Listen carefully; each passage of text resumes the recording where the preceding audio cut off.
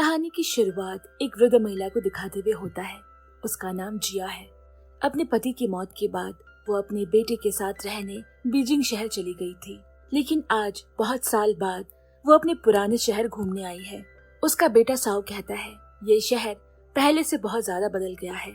जब हम ये शहर छोड़कर जा रहे थे तब ये ब्रिज नहीं था और लोग नदी पार करने के लिए नाव का इस्तेमाल करते थे, लेकिन उस वक्त भी नाव में काफी समय लगने की वजह से लोग अधिकतर रोपवे का इस्तेमाल करना पसंद किया करते थे।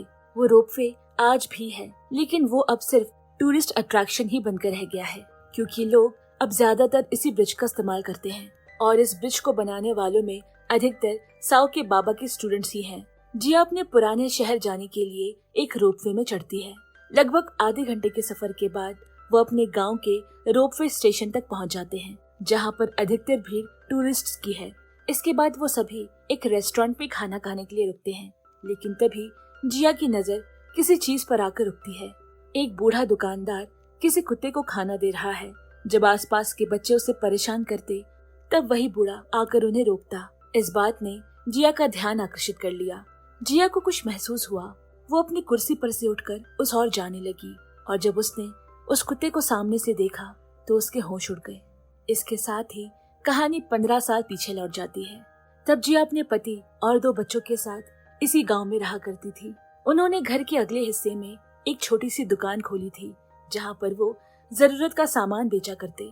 किसी भी आम दिन की तरह आज भी वो अपने पति का लंच पैक कर रही है। उसके पति का नाम जिन है और वो एक इंजीनियरिंग कॉलेज में प्रोफेसर है। उनका कॉलेज यहाँ से थोड़ी दूर शहर में पड़ता है, इसीलिए वो लंच अपने साथ ही लेकर जाया करते। मिस्टर जिन को फुटबॉल मैच देखना बहुत पसंद है। जो मैच आधी रात को दिखाए जाते उन्हें वो अपने बेटे साओ से रिकॉर्ड करके रखने को कहता। उनका बेटा साओ रात दिन कंप्यूटर के सामने बैठा रहता, क्योंकि वो खुद से कुछ नया बनाना चाहता है, लेकिन हर वक्त कंप्यूटर के सामने बैठे रहने की वजह से उसे उसके माँ बाबा बहुत डांटते। यहाँ जिन की पत्नी जिया को महाजोंग खेलना बहुत पसंद है। ये एक तरह का प्राचीन चीनी खेल है जिसे जुए की तरह पैसे लगाकर खेला जाता है। जिया के दोस्त अक्सर उसकी दुकान के सामने ये खेला करते और ज्यादातर बार ही जिया ये खेल जीत जाती। कभी कभार जब वो जिन का लंच तैयार करने में बिजी होती, वो उसे ही अपनी जगह बैठकर खेलने को कहती, लेकिन जिन को ये खेलना बिल्कुल भी नहीं आता। वो सारी चालें उल्टी चल देता और फिर जब जिया वापस आती तो उस पर गुस्सा करते हुए कहती, इतने साल हो गए लेकिन तुम्हें अभी भी महाजोंग खेलना नहीं आया। पता नहीं तुम कॉलेज में प्रोफेसर कैसे बन गए। और जिन चुपचाप अपना लंच बैग लेकर अपने कॉलेज की तरफ निकल पड़ता। हर रोज की तरह वो अपने गांव के रोपवे स्टेशन पर आता है, एक दुकान से आज का अखबार खरीदता है और फिर रोपवे का टिकट लेकर उस पर चढ़ जाता है। नदी पार करने के बाद वो कॉलेज जाने वाली बस पे सवार हो जाता, जो सिर्फ कॉलेज प्रोफेसर्स के लिए ही आती है। वो बस सुंदर प्राकृतिक दृश्यों से होते हुए गुजरती है। जिन ने अपने बैग से जिया का दिया हुआ लंच निकाला और फिर अपने एक कलीग से कहता है कि तुम इसे खा लो, क्योंकि जिया को खाना बनाना बिल्कुल भी नहीं आता। कि तभी बस ड्राइवर ने जोर से ब्रेक मारी। क्या हुआ है ये देखने के लिए सभी बस से उतर जाते हैं। उनमें से कोई कहता है कि सामने किसी कुत्ते के बच्चे के आने की वजह से बस को बीच रास्ते पर रोकना पड़ा, लेकिन वो छोटा सा बच्चा डर के मारे गाड़ी के नीचे से बाहर नहीं निकल रहा। सबने अपने अपने तरीके से बहुत कोशिश की, लेकिन कोई फायदा नहीं हुआ। ये देखकर जिन को एक आइडिया सूझता है।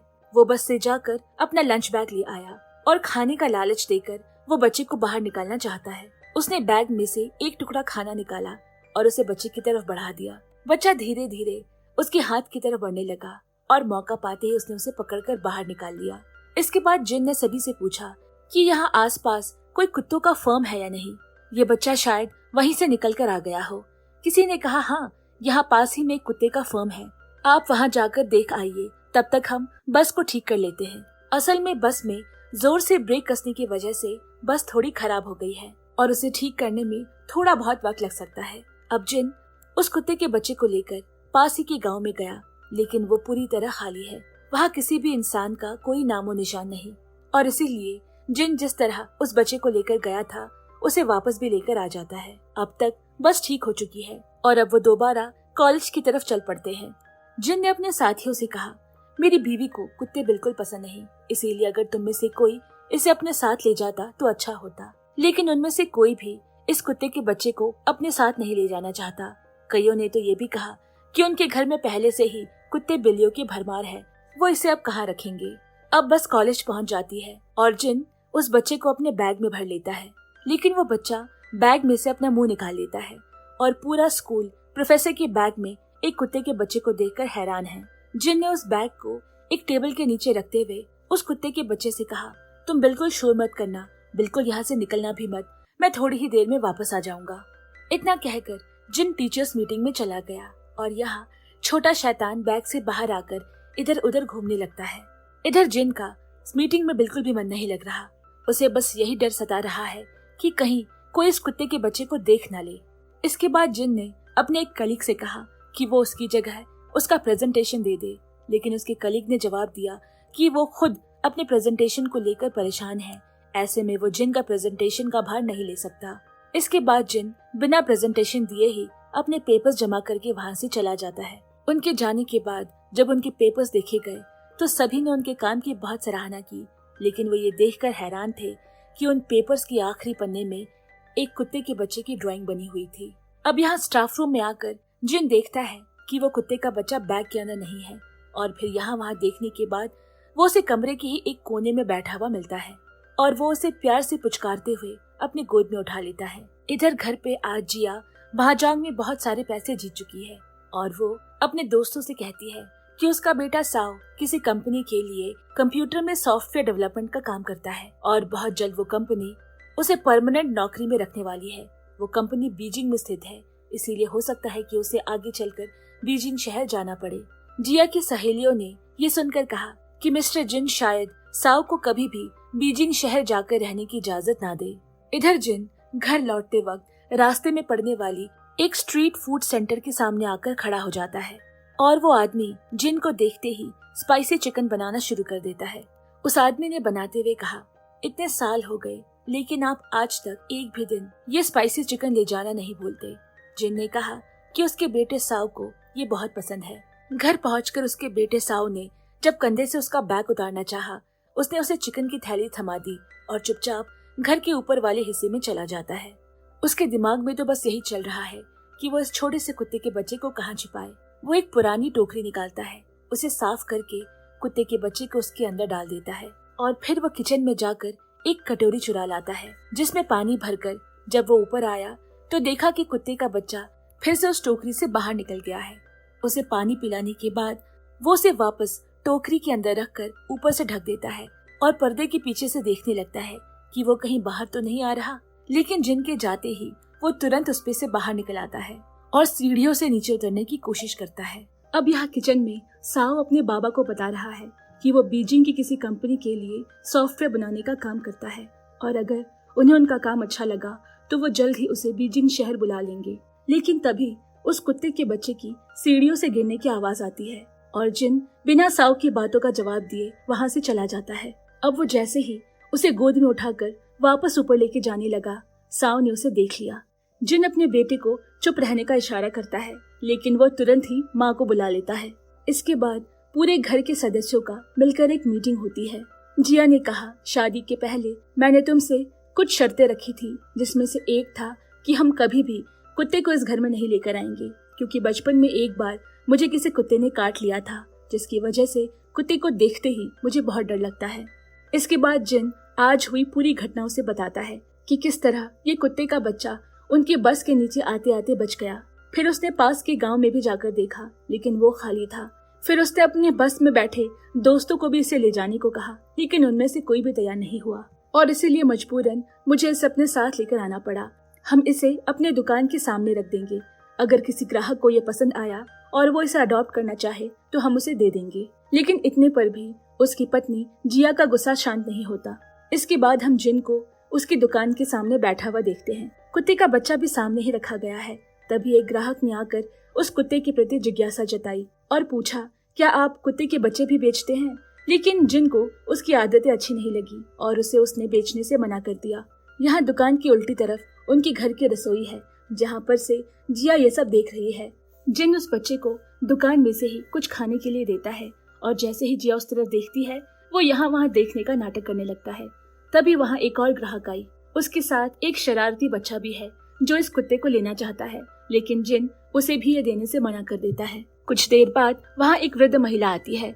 वो बिना पूछे इस कुत्ते के बच्चे को उठाने लगी, जो जिन को बिल्कुल अच्छा नहीं लगा, और उसने कह दिया कि ये कुत्ते का बच्चा सिर्फ औरतों को काटता है। ये सुनते ही वो महिला उसे वहीं टोकरी में रखकर भाग जाती है। वहीं खिड़की पर खड़ी जिया ये सब देख रही है। रात हो आई है, इसीलिए उसने जिन से कहा कि वो आज रात के लिए इस बच्चे को घर पर रख सकता है। ये सुनकर जिन बहुत खुश होता है और उसे शुक्रिया कहता है। इसके बाद हम जिन और उस बच्चे को सोफे पर बैठकर टीवी पे फुटबॉल मैच देखते हुए देखते हैं। रात को सोते वक्त वो उसे उसी टोकरी के अंदर डालते हुए कहता है, आज की रात तुम्हें इसी के अंदर रहना है, देखो बाहर निकल के इधर उधर शैतानी मत करना। और फिर वो सोने चला गया। अगली सुबह उठकर वो कुत्ते के बच्चे को देखने जाता है, जो जाहिर सी बात है उसे वो उस टोकरी में नहीं मिलता। उसने देखा कि उस बच्चे ने जिया के महाजौंग के डब्बे को गिरा दिया है। जिन उसे समेटते हुए कहता है, अगर जिया ने ये देख लिया तो तुम्हारी खैर नहीं। लेकिन तभी उसने देखा कि उस बच्चे ने एक महाजौंग का टुकड़ा टेबल के नीचे छुपा रखा है, जिसपे बातोंग शब्द लिखा हुआ है। जिन ने उसे पूछा, क्या तुम्हें ये नाम बहुत पसंद आया है? इसके बाद वो अपने बेटे साव को उनकी कुछ तस्वीरें निकालने के लिए कहता है, ताकि वो उस कुत्ते के बच्चे की अच्छी सी पोस्टर बना सके, जिसे देखकर अच्छे परिवार के लोग इसे अडॉप्ट करने आ सके।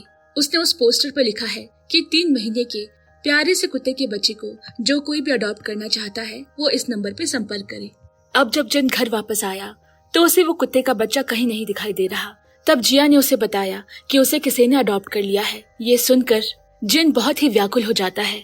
वो उसे तरह तरह के सवाल पूछने लगता है। जो उस कुत्ते के बच्चे को ले गया वो आदमी था या औरत? वो कहाँ रहता है? क्या काम करता है? जिया बोली, वो सब मैंने नहीं पूछा। ये सुनकर जिन बहुत ही नाराज हो जाता है। वो उससे कहता है कि तुम उस छोटे से बच्चे के साथ ऐसा कैसे कर सकती हो? तब जिया को कहना पड़ा कि वो एक आदमी था और वो उस बच्चे को बाजार की तरफ लेकर गया है। ये सुनते ही जिन उस ओर चल पड़ता है। उसने वहाँ पे एक आदमी को एक कागज के बक्से के साथ देखा तो उसे लगा कि हो ना हो वो बच्चा इसी डब्बे के अंदर है, और वो उसके पीछे पीछे चल दिया। वो आदमी एक मीट की दुकान पर रुकता है, लेकिन उसके अंदर से वो कुत्ते का बच्चा नहीं बल्कि बतख का मीट निकलता है। ये देखकर जिन ने राहत की सांस ली और फिर वो उस बच्चे को पूरे बाजार में इधर उधर ढूंढने लगा। थोड़ी देर बाद उसे कुछ कुत्ते के बच्चों की आवाजें सुनाई दी। जब वो उस ओर गया तो उसने देखा कि एक आदमी उस बच्चे को दुकान के बाहर बांधकर अंदर बात करने गया है। वो आदमी दुकानदार से कह रहा है कि उसे कुत्ते का मीट बहुत पसंद है, और उनकी सारी बातें जिन बाहर खड़े खड़े सुन लेता है। बस फिर क्या था, जिन ने ठान लिया कि वो उस कुत्ते के बच्चे को किसी भी तरह से यहाँ से लेकर जाएगा। मगर वो रस्सी किसी भी तरह से खुल नहीं रही थी। फिर उसने जेब से लाइटर निकालकर उस रस्सी को जला दिया और कुत्ते के बच्चे को अपने कोट के अंदर छुपाकर तेजी से वहाँ से भाग निकलता है। अब घर आते ही वो उस कुत्ते के बच्चे को नहलाने लगता है। ये दृश्य वहाँ बैठे जिया के दोस्त भी देख रहे थे। उन्होंने कहा कि लगता है प्रोफेसर साहब को ये कुत्ते का बच्चा बहुत अच्छा लगता है। और वहीं काफी दिनों बाद जिनको इतना खुश देखकर साव और जिया भी बहुत खुश हैं। अब एक दिन कॉलेज में क्लास लेते हुए जिनको साव का फोन आता है। वो बाबा को बताता है कि एक आदमी इस बच्चे को अडॉप्ट करना चाहता है और वो कंस्ट्रक्शन साइट पर काम करता है। इस कुत्ते के बच्चे को भी वो अपने साथ ही रखेगा। ये सुनकर जिन बोला, कंस्ट्रक्शन साइट बहुत खतरनाक होते हैं, खासकर छोटे बच्चों के लिए, और ये बच्चा तो कितना चंचल है, एक जगह बैठता ही नहीं, इसीलिए उसने उसे मना करने को कह दिया। थोड़ी देर बाद साव का दोबारा बाबा को फोन आया। उसने कहा कि इस बार एक औरत इसे अडॉप्ट करना चाहती है, लेकिन उसका घर बहुत छोटा है। ये सुनकर जिन ने कहा कि इतने छोटे घर पे वो नहीं रह पाएगा, क्योंकि कुत्ते के बच्चे को दौड़ना भागना पसंद होता है, इसीलिए उसे भी मना कर दो। अब यहाँ दुकान पर भी एक आदमी उस कुत्ते के बच्चे को लेने के लिए इच्छुक है, लेकिन जिन के कहे मुताबिक जिया उससे तमाम सवाल करने लगती है, जैसे कि उसका नाम क्या है, वो कहाँ रहता है, वो क्या करता है, क्या उसने शादी की है, बच्चे है या नहीं। इतने सवाल सुनकर वो आदमी झुंझला कर कहता है, क्या इस कुत्ते के बच्चे को लेने के लिए इतने सवालों का जवाब देना जरूरी है? ये सुनकर जिया उसे मना कर देती है और जाकर अपने दोस्तों के साथ महाजौंग खेलने बैठ जाती है। उस दिन शाम को जब जिन कॉलेज से वापस आता है तो स्टेशन पर ही अखबार वाला उसे कहता है कि वो सुबह अखबार लेना भूल गया था, इसीलिए उसने उसके लिए आज का अखबार रख दिया है। जिन वो अखबार लेकर घर लौट आता है और आकर देखता है कि उसकी बेटी अपने बॉयफ्रेंड को लेकर घर आई है। इसके बाद जिन उस लड़के से तरह तरह के सवाल करने लगता है। उसे मालूम पड़ता है कि वो लड़का नौकरी नहीं करता। ये सुनकर जिन को गुस्सा आ गया और वो उसे बातें सुनाने लगता है, लेकिन उसकी बेटी बोल पड़ी कि वो इसी लड़के से प्यार करती है और इसी से शादी करेगी। और उनकी बातें सुनकर जिन वहाँ से उठकर अंदर चला जाता है। इतने में बाहर खेल रहे महाजोंग की टेबल क्लॉथ को उस कुत्ते के बच्चे ने अपने दांतों से पकड़कर खींच दिया, जिससे महाजोंग की गोटियां जमीन पर बिखर जाती है, जो देखकर जिया जिन पर गुस्सा करती है। उस रात को भी उसने जिन से कहा कि वो आज के आज ही इस कुत्ते के बच्चे को बाहर फेंक दे, क्योंकि आज वो महाजोंग का खेल जीतने ही वाली थी। काफी सारे पैसे जीत जाती, लेकिन अहम वक्त पर इस कुत्ते के बच्चे ने आकर सारा खेल बिगाड़ दिया। और दूसरी बात यह है कि जिया को कुत्ते बिल्कुल भी पसंद नहीं। अब की बार जिन ने कहा, इस घर में सभी लोग अपनी मर्जी के मालिक हैं। कोई कुछ भी करने से पहले किसी की अनुमति नहीं लेता। जैसे कि तुम्हें जिया महाजोंग खेलना पसंद है, तुम दिन भर महाजोंग खेलती रहती हो। और साओ को कंप्यूटर पसंद है, वो दिन भर वही करता है। और तुम्हारी बेटी सड़क से एक लड़के को उठा लाई है जिसे वो पसंद करती है, और वो उसी से शादी करेगी। जब तुम लोगों ने कुछ भी करने से पहले मुझसे अनुमति नहीं ली, तो मुझे जो पसंद है मैं वही करूंगा। मुझे ये कुत्ते का बच्चा पसंद है, अब मैं इसे रखूं या बाहर फेंक दूं, ये मेरी मर्जी है। और वो बच्चे को उठाकर ऊपर कमरे में जाने लगता है, मगर जाने से पहले वो उनसे कहता है कि अब से ये बच्चा हमारे साथ ही रहेगा, इसे अपने छोटे भाई की तरह ही समझना, और इसका नाम अब से बातोंग है। जिनको इससे पहले इतना गुस्सा कभी किसी ने नहीं देखा था, इसीलिए सब चुपचाप उसकी बातें मान लेते हैं। जिया तो इतनी डर गई कि वो उस बच्चे के लिए एक कॉलर भी बनाती है। इस तरह 1 साल बीत गए। आज जिन की बेटी की शादी का दिन है। उसने उसके बॉयफ्रेंड को मान लिया है। शादी में पूरा परिवार समेत गांव के कई लोग शामिल हैं। सभी बहुत खुश हैं। काफी नाच गाना हो रहा है और शाम के वक्त पटाखे जलाए जा रहे हैं। तभी जिया ने जिन से कहा कि वो बातों को कहीं दूर ले जाए, क्योंकि उसे पटाखों से डर लगता है। और यहाँ हम देखते हैं कि जिन बातों के साथ छत पर बैठा हुआ है। वो उसे कहता है कि बहुत जल्द इस गांव की कायाकल्प होने वाली है। ये जो नदी देख रहे हो, इसके दोनों तरफ ऊंची ऊंची बिल्डिंगें होगी और इसके बीच पर से एक पुल बनेगा। तब लोग रोपवे के बदले इस पुल का ही अधिकतर इस्तेमाल करेंगे। अब एक दिन जिया जिन पर बहुत नाराज होती है, क्योंकि वो अपने मैले कपड़े कभी एक जगह नहीं रखता। इसीलिए जिन अब एक कपड़े को मोड़कर उसे बातोंग के मुंह में थमा देता है और वो जाकर उसे जिया को दे देता है। ये देखकर जिया कहती है कि इस घर में बातोंग के सिवा कोई भी मेरी बात नहीं सुनता, यानी कि उन सभी ने अब बातोंग को दिल से अपना लिया है। अब एक दिन हम देखते हैं कि कॉलेज जाते वक्त बातोंग जिन के पीछे पीछे जा रहा है, लेकिन वो उसे दरवाजे पर रोकते ही घर के अंदर रहने को कहता है और दरवाजा बंद करके चला जाता है। मगर उसके जाने के बाद बातोंग हर तरफ से बाहर निकलने का रास्ता ढूंढ रहा है और आखिरकार उसे एक रास्ता मिल जाता है। लेकिन जिन कहीं उसे देख ना ले, इसीलिए रास्ते में वो छुपते छुपाते उसका पीछा करने लगा। और जब भी जिन पीछे मुड़कर देखता, वो कहीं न कहीं छुप जाया करता, क्योंकि उसे मालूम है कि अगर जिन ने उसे यहाँ देख लिया तो उसे खूब डांट पड़ेगी। और इस तरह वो आखिर तक उसके पीछे पीछे स्टेशन पहुंच गया। लेकिन वहां पहुंचने के बाद इतने लोगों की भीड़ में जिन उसे कहीं दिखाई नहीं दे रहा। उसे भटकते हुए स्टेशन के स्टोर पर एक अखबार वाले ने देख लिया। तभी स्टेशन के गेट पर बातों को आखिरकार जिन दिख ही गया और वो उसके पीछे दौड़ता है। इधर ट्रेन की गेट बंद होने ही वाली थी कि बातों जिन तक पहुंच जाता है। जिन उसे देखकर हैरान है। वो उसे गोद में उठाकर बाहर ले आता है और उसे कहता है, तुम्हें घर पर ही रहना चाहिए, तुम इतनी दूर मेरे पीछे क्यों आ गए? और फिर बाहर निकलकर उसे घर वापस जाने को कहता है। लेकिन बातों थोड़ी दूर जाकर ही वहीं बैठ गया। ये देखकर जिन ने उसे वापस बुलाया और उसे अखबार थमाते हुए कहा कि ये अखबार जाकर जिया को दे दो। और अब की बार अखबार मुंह में लिए बातों घर की तरफ दौड़ पड़ता है। और ये सारी चीजें वो अखबार वाला देख रहा था। उसने जिन से कहा, प्रोफेसर साहब, आपने अपने कुत्ते को बहुत अच्छी ट्रेनिंग दी है। और इधर बातों रास्ते में घर जाते हुए वो एक खिलौने की दुकान पर रुक गया और फिर थोड़ी देर बाद पेपर वापस मुंह पे दबाए घर पहुंचता है। उसे देखकर जिया समझ गई कि आज भी बातों जिन के पीछे पीछे स्टेशन जा पहुंचा था। फिर वो उसे घर के अंदर ले जाती है और पेपर को वहीं टोकरी पर रखकर उसे कहती है कि वो चुपचाप यहीं पड़ा रहे। लेकिन शाम होते ही बातों वापस से स्टेशन पहुंच गया, मगर आज उसकी जगह पर कोई आदमी बैठा हुआ है। बातों उस पर भौंकने लगता है। वो आदमी डरकर वहां से उठ गया और उसके बाद बातों अपनी जगह पर बैठकर अपने मालिक का इंतजार करने लगता है। और ये सब वहां बैठा अखबार वाला देख रहा था। थोड़ी देर बाद जिन स्टेशन पहुंच जाता है। उसने बातों को देखकर पूछा, अरे तुम अभी तक घर नहीं गए? तब उस अखबार वाले ने उसे बताया कि बातों घर गया था और थोड़ी देर पहले ही वापस आकर आपका इंतजार करने लगा। ये सुनकर जिन हैरान रह जाता है और फिर वो उसे लेकर घर आ जाता है। इसके बाद जिन तय करता है कि वो खुद बतौंग के लिए खाना बनाया करेगा, क्योंकि वो अब बड़ा हो चुका है। वो अपने बेटे साओ से कहता है कि वो उसे इंटरनेट पे देख के जानवरों को खिलाए जाने वाले कुछ रेसिपीज दिखाए, और फिर उसे देखते हुए वो बतौंग के लिए खाना बनाता है। लेकिन बतौंग बार बार उस खाने को फेंक दे रहा था। जिन को समझ नहीं आ रहा कि वो क्यों नहीं खा रहा। इसके बाद जब उसने उस खाने को अपने मुंह में लिया तो उसका स्वाद वाकई में बहुत बुरा था, और ये सब छुपकर जिया देख रही थी। अब इधर साओ को एक मेल आता है कि उसकी नौकरी कंपनी में पक्की हो गई है और उसे जल्द से जल्द बीजिंग शहर जाना होगा। ये देखकर साओ बहुत खुश होता है।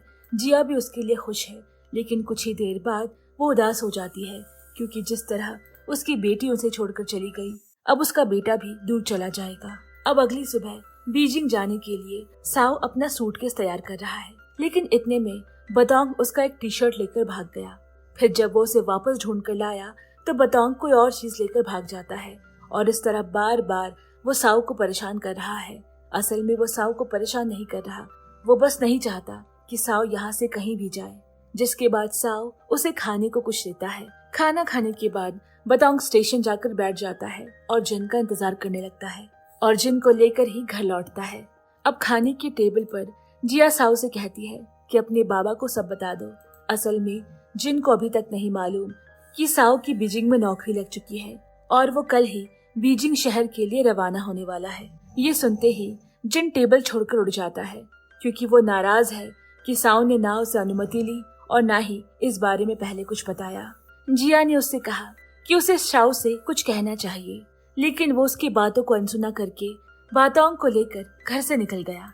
और फिर वो सीधा उसे चिकन स्टॉल के पास पहुंचा, लेकिन तब तक स्टॉल बंद करने का वक्त हो गया था। लेकिन जिन उसे कहता है कि उसे बहुत सारा स्पाइसी चिकन चाहिए। दुकानदार ने बताया कि चिकन उसके स्टॉल पर खत्म हो चुका है, अब उसे उसके घर चलकर लेना होगा। जिन उसके साथ उसके घर तक जाता है, और वहाँ से जब वो चिकन लेकर लौट रहा है तो रास्ते में उसे जिया मिलती है। वो उसे ही ढूंढते हुए आ रही थी, और बारिश में यूं अकेला निकल जाने के लिए उसे बहुत डांटती है।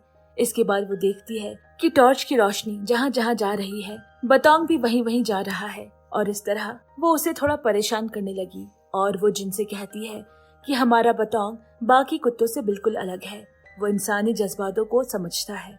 अब घर पहुंचकर जिया जिन से दवाई खाने को कह रही है, लेकिन वो इसे खाना नहीं चाहता, क्योंकि उसे डर है कि अगर उसने दवा खा ली तो वो सुबह उठ नहीं पाएगा, और इस तरह वो साओ को आखिरी अलविदा नहीं कह पाएगा। लेकिन फिर भी जिया उसे जबरदस्ती दवा खिला ही देती है। अगली सुबह बतौंग उसे उठाता है, और उसने देखा कि काफी देर हो चुकी है, और चूंकि वो सो रहा था इसीलिए साओ ने उसे परेशान नहीं किया और अकेले ही बिना आखिरी बार मिले स्टेशन चला गया। और बेटे से मिलने के लिए जिन तुरंत स्टेशन के लिए रवाना हो जाता है, लेकिन रास्ते में उनकी गाड़ी ट्रैफिक जाम में फंस जाती है, और काफी देर इंतजार करने के बाद वो टैक्सी से उतरकर स्टेशन की तरफ दौड़ने लगता है। लेकिन दौड़ते हुए एक वक्त पर आकर वो थक जाता है। बतौंग माली को देखकर वापस उसके पास लौट आता है, लेकिन तभी ट्रेन छूटने की सीटी बजती है। साओ की ट्रेन अब छूटने वाली है। ये सुनकर बतौंग स्टेशन की तरफ अकेले ही दौड़ पड़ता है, लेकिन उसे स्टेशन पर कहीं भी साओ नजर नहीं आता। तभी खिड़की से साओ की नजर बतौंग पर पड़ी, और वो भी उसे देख लेता है और ट्रेन के साथ साथ दौड़ने लगता है। थोड़ी देर बाद ट्रेन की गति तेज हो जाती है और बतौंग वहीं स्टेशन पर रुक जाता है। बतौंग को देखकर साओ समझ गया कि उसके बाबा भी जरूर उसे मिलने के लिए स्टेशन आए होंगे, लेकिन ट्रेन छूट जाने की वजह से वो उसे मिल नहीं पाए। इस तरह और 6 महीने बीत जाते हैं। आज भी जिन कॉलेज जाने के लिए रोपवे स्टेशन आया है, और बतौंग भी उसके साथ ही है, और रोज की तरह वो बतौंग को एक अखबार थमाकर उसे घर लौट जाने के लिए कहता है कि तभी जिन को जिया का फोन आया कि वो कोई जरूरी फाइल घर पर ही भूल गया है, जिसे जिन उसे देने आ रही है। और यहाँ जिन भी घर की तरफ चल पड़ता है। तभी उसकी नजर बतौंग पर गई। वो अखबार को नीचे रखकर एक घर के दरवाजे के सामने बैठ गया। इतने में वहाँ जिया भी पहुँच जाती है, और उन दोनों ने देखा कि घर के अंदर से एक सफेद कुतिया बाहर आती है, और वो बतौंग के साथ खेलने लगती है। ये देखकर वो समझ गए कि ये बतौंग की गर्लफ्रेंड है, और ये कुतिया दरअसल जिया की ही दोस्त की है, जो कि बतौंग को बहुत प्यार करती है। और बतौंग रोज स्टेशन से घर लौटते वक्त इस घर के सामने रुककर उसके साथ खेलता है। अब एक दिन स्टेशन से घर लौटते वक्त बातांग एक खाने वाले स्टॉल के सामने रुक जाता है। जिन समझ गया कि उसे वो खाना है, इसीलिए वो उसके 2 प्लेट लेता है, लेकिन बातांग जल्दी ही अपना खाना खत्म कर लेता है और फिर जिन उसे अपनी भी प्लेट उठाकर दे देता है। ये सब वहीं दूर खड़ा वो अखबार वाला देख रहा है। अब एक दिन कॉलेज से घर लौटते वक्त जिन ने देखा कि उनके शहर वाले स्टेशन पर मरम्मत का काम चल रहा है, जिस वजह से वो बंद है। इसीलिए वो उस दिन के लिए टैक्सी से घर लौट आता है। अब रात के वक्त जब वो फुटबॉल मैच देख रहा था, आज एक बड़ा ही इंटरेस्टिंग मैच है ईरान और चीन के बीच में, तभी उसने ख्याल किया कि बातांग कहीं नजर नहीं आ रहा। जिया बोली कि उसने उसे शाम से ही नहीं देखा, लेकिन काम में व्यस्त होने की वजह से उसने इस बात पर गौर नहीं किया। अब जिन उसे ढूंढता हुआ स्टेशन पहुंचता है और देखता है कि बातांग वहीं बैठा हुआ है और अभी भी वो गेट पर टकटकी लगाए हुए जिन का इंतजार कर रहा है। जिन ने उसे माफी मांगी क्योंकि आज वो स्टेशन बंद होने की वजह से टैक्सी पकड़कर घर लौट आया और फुटबॉल मैच देखने की उत्सुकता की वजह से वो बातांग के बारे में बिल्कुल भूल गया। अब घर लौटते वक्त वो रास्ते पर ही किसी की खिड़की से फुटबॉल मैच देखने लगते हैं। ये मैच बिल्कुल टक्कर का था, जो कि पेनल्टी शूटआउट से तय होगा और आखिरकार चीन जीत जाता है और जिन ने ये खुशी बातांग के साथ मनाई। अब एक दिन गर्मी के मौसम में सभी गर्मी से बेहाल है, तभी जिन ने देखा कि बातांग पानी के टब में खड़ा है, उसे बहुत गर्मी लग रही है। ये देखकर जिन उसे नदी किनारे ले आया, जहाँ पानी में वो दोनों खूब मस्ती करते हैं। इसके बाद जिन ने देखा कि बातांग कहीं से एक हड्डी का टुकड़ा लेकर आया है और उसे जमीन में गाड़ने की कोशिश कर रहा है। ये देखकर जिन भी उसका साथ देने लगता है। अब इसके बाद कई महीने बीत जाते हैं। एक रोज जिन को ब्रिज बनाने के लिए एक प्रोजेक्ट में सेलेक्ट किया गया है।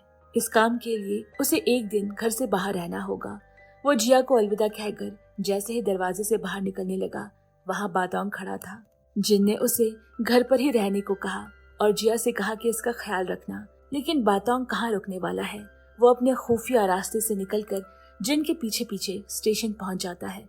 जिन ने आज भी उसे अखबार थमाते हुए घर लौटा दिया, लेकिन थोड़ी दूर घर जाने के बाद बातांग पता नहीं क्यों स्टेशन लौट आया।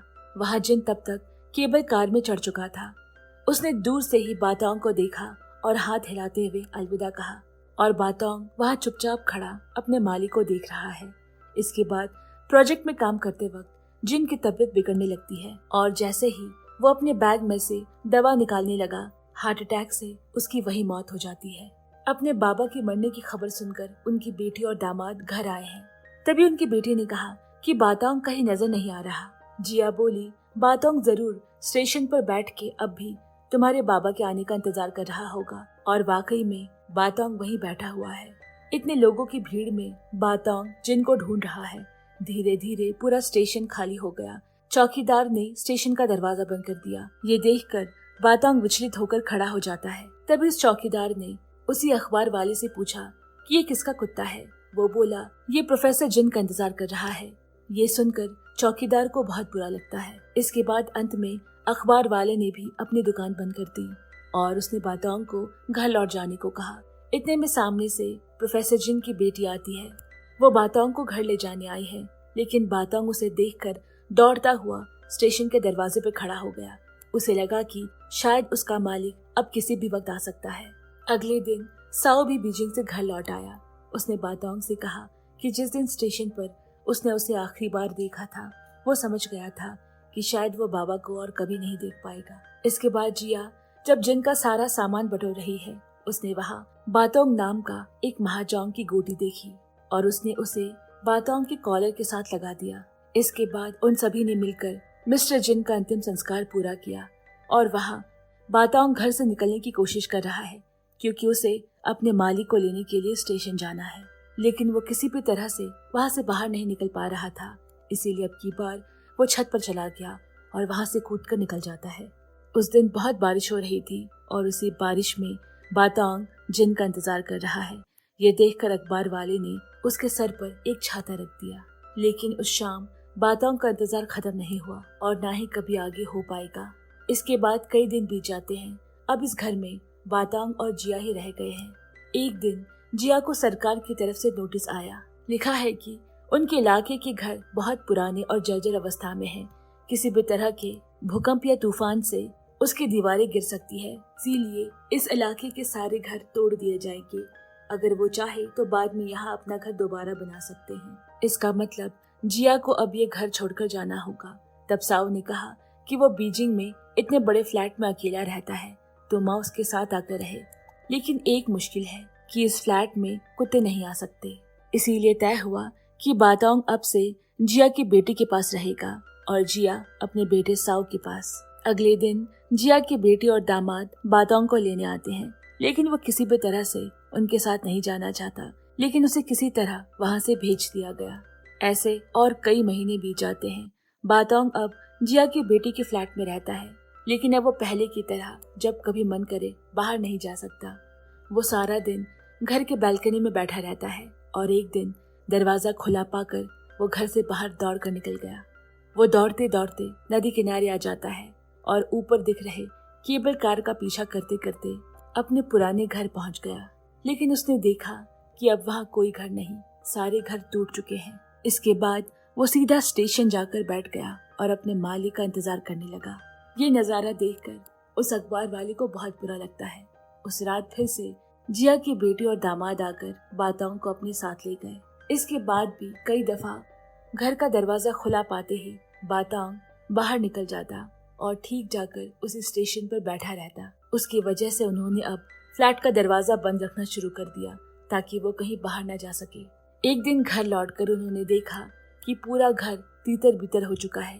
ये देखकर वो लोग समझ गए कि अब वो बातोंग को बांध कर नहीं रख सकते, इसीलिए उन्होंने गांव के किसी घर में बातोंग को दे दिया। अब से वो आदमी ही बातोंग का ख्याल रखेगा और बातोंग जब चाहे उन गांव की उन्हीं पुरानी गलियों में घूम सकता है। लेकिन गांव लौटते वक्त रास्ते में ही बातोंग उस आदमी की गाड़ी से छलांग मारकर निकल जाता है और सीधा दौड़कर स्टेशन पहुंच गया। आज किसी वजह से उसके पाँव में चोट लग गई है। वो लंगड़ाते हुए स्टेशन पहुंचा और जाकर वहां बैठ गया। रात काफी हो गई, लेकिन वो अभी तक वहीं बैठा रहा। ये देखकर चौकीदार और उस अखबार वाले को बहुत बुरा लगता है, क्योंकि आज उसे कोई लेने नहीं आने वाला। फिर उस अखबार वाले ने एक अखबार बातोंग को थमाते हुए कहा कि आज मिस्टर जिन नहीं आने वाले, तुम इसे लेकर घर लौट जाओ।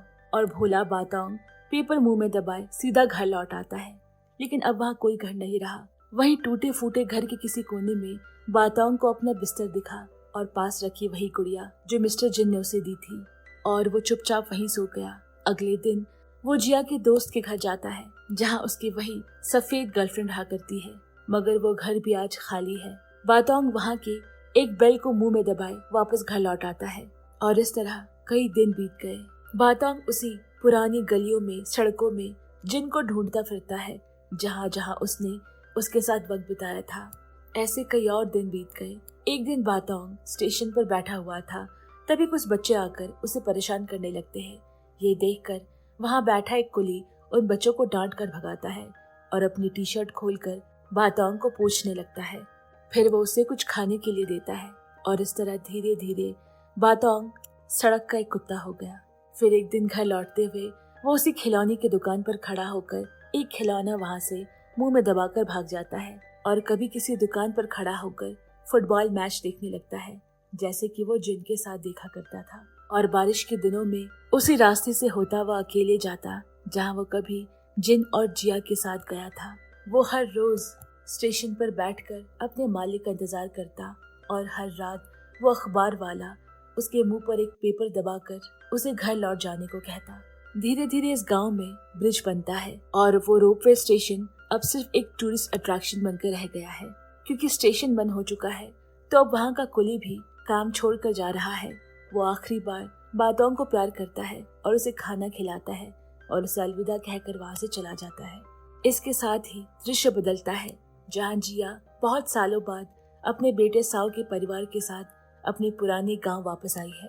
वहाँ वो अखबार वाला उसे बताता है कि पिछले 10 सालों में एक भी दिन ऐसा नहीं हुआ जब बातोंग यहाँ आकर मिस्टर जिन का इंतजार न करता हो, और उसे आज भी अपने मालिक का इंतजार है। वो उन्हें ये भी बताता है कि आपका घर अभी तक पूरी तरह टूटा नहीं है, हो सके तो आप वहाँ घूम कर आ सकते हैं। ये कहकर वो बातोंग के मुंह में एक पेपर थमाता है और बातोंग उसी रास्ते से होते हुए घर की तरफ चल पड़ता है।